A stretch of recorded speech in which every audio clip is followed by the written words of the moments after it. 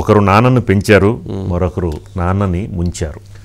అంటే ఇప్పుడు బాగా ఒక ట్రోల్ అవుతూ ఉంది. ఏంటంటే నారా లోకేష్ చంద్రబాబు నాయుడు గారిని అధికారంలోకి తీసుకురావటంలో విశేషమైనటువంటి పాత్రను పోషించారు. ఇక్కడే కాదు, ఆంధ్ర రాష్ట్రంలోనే కాదు, దేశంలో కూడా దేశాధినేతగా దేశ రాజకీయాలలోనే అత్యంత క్రియాశీలకమైనటువంటి వ్యక్తిగా చంద్రబాబు నాయుడు గారిని ముందుకు తీసుకెళ్లటంలో లోకేష్ పాత్రే అత్యంత కీలకం. మరి అలాంటిది ఎవరైతే కేటీఆర్ గారు తాను కేసీఆర్ గారి విషయంలో అంటే ప్రభుత్వం ఓడిపోవటానికి ఎవరు బీఆర్ఎస్ పార్టీ, అది ప్రధాన కారణం కేటీఆర్ గారి మీద ఆ విమర్శ ఉంది. ప్రభుత్వ వ్యతిరేకత అనే దాని విషయంలో ఆయన కేటీఆర్ వ్యవహరించినటువంటి విధానం, ఆయన వెళ్ళినటువంటి వైఖరి, అంటే ఒక ఏమంటాము మనిషి అహంభావం అనేది ఆయన మీద ఆ విమర్శ వచ్చింది. ఆయన దాంతో అది ఒక నెగిటివ్ లాగా వెళ్ళిపోతూ వచ్చింది. ఇవన్నీ కూడా అది కేసీఆర్ గారికి నష్టం చేశారు. మరి ఇటువంటి ఆ నష్టానికి ఏమన్నా ఆయన కారణమయ్యాడు? ముఖ్యమంత్రిగా ఉన్న వ్యక్తిని ముఖ్యమంత్రిగా అసలు కింద పడేసి పార్టీ భవిష్యత్తుగా ప్రశ్నార్థకంగా మారాడు కేటీఆర్ గారు. పార్టీ పడిపోయినటువంటి పార్టీని పట్టుకొని నిలబెట్టి ఇవాళ రాష్ట్రంలో దేశంలో చంద్రబాబు నాయుడు క్రియాశీల పాత్ర తీసుకురావటంలో మరి లోకేష్ గారు పనిచేశారు. మరి దాన్ని ఏమనాలి, దీన్ని ఏమనాలి? ఎవరు నిలబెట్టారు, ఎవరు పడగొట్టారు అని అంటే లోకేష్ గారు నిలబెట్టారు, కేటీఆర్ గారు పడగొట్టారు అంటున్నారు. మరి దీని మీద చాలా విమర్శలు, చాలా చర్చలు ఉన్నాయి. 2014లో మరి 2019లో చంద్రబాబు నాయుడు గారు ఓడిపోవటానికి కూడా లోకేష్ కారణం అనే అభిప్రాయాలు ఉన్నాయి. కానీ అప్పటికీ ఇప్పటికీ జరిగినటువంటి రాజకీయ దీంట్లో ఎక్కువగా అంటే కేటీఆర్ గారి వైఖరి ప్రమాదం చేసింది, కోల్పోవడానికి కూడా ఒక విధంగా కేటీఆర్ గారి వ్యాఖ్యలు చేసింది. ఐసి గారు గుడ్ ఈవినింగ్ అండి, ఏమంటారు?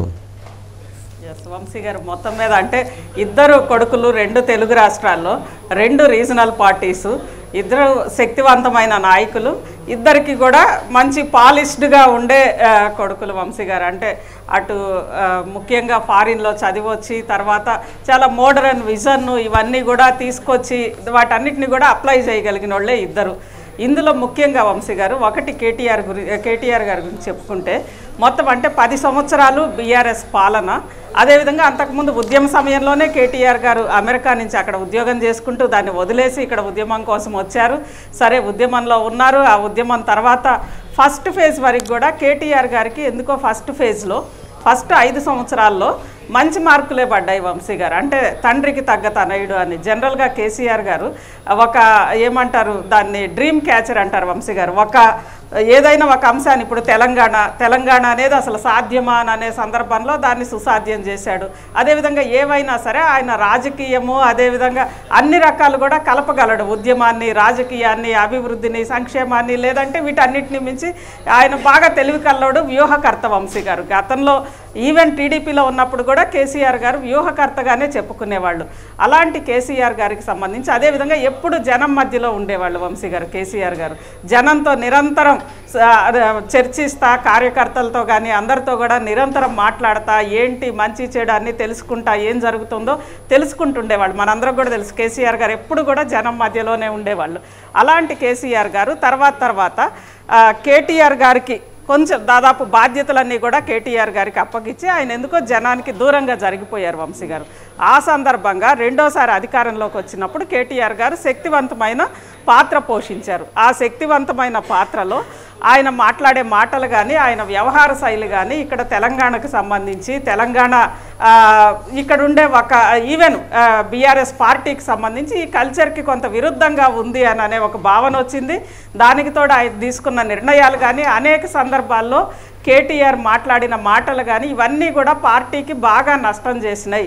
ఈవెన్ అధికారం కోల్పోయిన తర్వాత కూడా కేటీఆర్ గారి వ్యాఖ్యలు పార్టీకి ఇంకా నష్టం చేస్తున్నాయి. ఎందుకంటే కేసీఆర్ గారి శైలికి పూర్తి భిన్నంగా కేటీఆర్ గారు వెళ్ళారు. ముఖ్యంగా గతంలో వచ్చిన అవినీతి ఆరోపణల్లో కానీ లేదా ఈ ఫోన్ ట్యాపింగ్ ట్యాపింగ్కి సంబంధించి కూడా ఇదంతా కూడా కేటీఆర్ గారి ప్రోత్సాహంతో జరిగింది. ఇవన్నీ కూడా ఇక్కడ చర్చ వంశీ గారు. ఈ నేపథ్యంలో రెండవసారి ఇంత దారుణంగా అధికారం కోల్పోవడం మరి ఏం దారుణంగా కోల్పోలేదు వంశీ గారు. కోల్పోయిన తర్వాత పార్టీ ఇంత దారుణంగా డౌన్ఫాల్ అవ్వడానికి కారణం కేటీఆర్ గారి వైఖరి అనేది బాగా వస్తోంది వంశీ గారు. ఇది ఇక్కడ పరిస్థితి. అదేవిధంగా ఆంధ్రప్రదేశ్కి సంబంధించి మనం చూస్తే లోకేష్ ఉమ్మడి ఆంధ్రప్రదేశ్లోనే ఆయన కూడా వచ్చాడు రాజకీయాల్లోకి.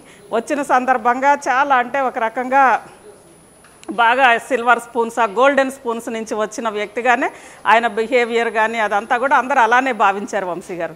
దాంతోపాటు ఆయనకి స్పష్టంగా అంటే కామన్ మ్యాన్లో ఎప్పుడు కూడా ఉండకపోవడమా లేదంటే తెలుగు అంతగా రాకపోవడము ఇవన్నీ కూడా బాగా లోకేష్ గారిని అవహేళన చేయడము లేదా అవమానాలు ముఖ్యంగా సోషల్ మీడియా వేదికగా లేదంటే లోకేష్ గారిని ఒక రకంగా బాగా అవమానాలని అవహేళనలు చేశారు వంశీ గారు. దాంతో మొత్తం మీద అసలు కామెడీ ఏంటంటే జగన్మోహన్ రెడ్డి గారు నేను గెలుస్తాను అని ఎన్నికల అయిన తర్వాత చెప్పలా.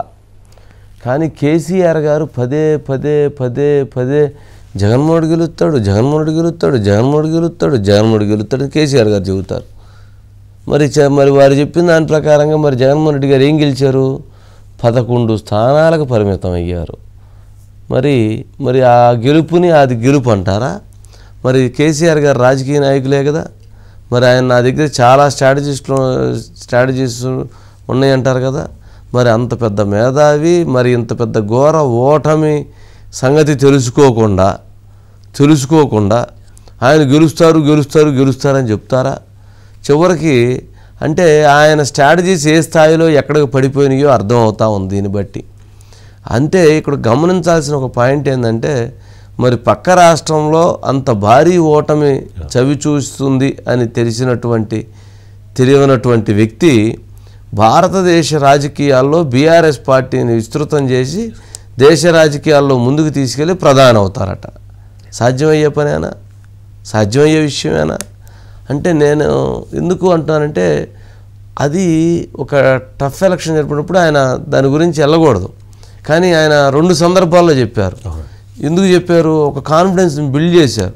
ఎవరికి? జగన్మోహన్ రెడ్డి గారికి పరోక్షంగా ప్రత్యక్షంగా సహాయం చేయటం, జగన్మోహన్ రెడ్డి గారి యొక్క వారికి లాభం చేసేందుకు చంద్రబాబు నాయుడు గారికి పరోక్షంగా ప్రత్యక్షంగా నష్టం చేయటం కోసం ఆయన ఒక వ్యూహాత్మకమైనటువంటి విధానాన్ని అవలంబించి ఆ డైలాగులు మాట్లాడాడు. అవసరమా? చంద్రబాబు నాయుడు గారి వలన 3 సార్లు బీఫామ్ తీసుకున్నాడు ఆయన దగ్గర నుంచి. ఆయన వల్ల మంత్రి అయ్యారు, ఆయన వల్ల డిప్యూటీ స్పీకర్ అయ్యారు, ఆయన వల్ల బయటకు వచ్చి పోయి పార్టీ పెట్టుకున్నారు. మరి మనం పెంచిన చెట్టుని మనం నరుగుతామా? అది సబబేనా? నరకాలి, అది చెడిపోవాలి, ఆ చెట్టు నాశనం అవ్వాలని కోరుకుంటామా? ఎప్పుడైతే అలా కోరుకుంటామో, ఎప్పుడైతే అలా ఆకాంక్షిస్తామో అప్పుడు మనమే పతనం అయిపోతాం. మనల్ని ఎదుగుదలకు ఉపయోగపడిన వ్యక్తిని ఆ వ్యక్తి ఎప్పుడైతే మనం నాశనం కావాలని కోరుకుంటామో, ఎప్పుడైతే ఆ వ్యక్తి పతనం కావాలని కోరుకుంటామో మనము పతనం అయిపోతాం, మనముకి నష్టం జరిగిద్ది. ఆ చిన్నపాటి లాజిక్ని మరి కేసీఆర్ గారు ఎందుకు విస్మరించారో, కేటీఆర్ గారి ఆలోచనతో మరి మారారో, మరి కేటీఆర్ గారి డైరెక్షన్లో నడిచారో తెలియదు. కానీ ఈరోజు బీఆర్ఎస్ పార్టీకి ఇదొక తీవ్రమైనటువంటి జగన్మోహన్ రెడ్డి గారికి నష్టం జరిగినట్టుగానే ఇక్కడ వీరికి కూడా అటువంటి నష్టానికి కారణమైంది. ఒకసారి బయట ఉంది కేసీఆర్ గారు, ఒకసారి వేయండి, అది రైట్గా ఉండింది.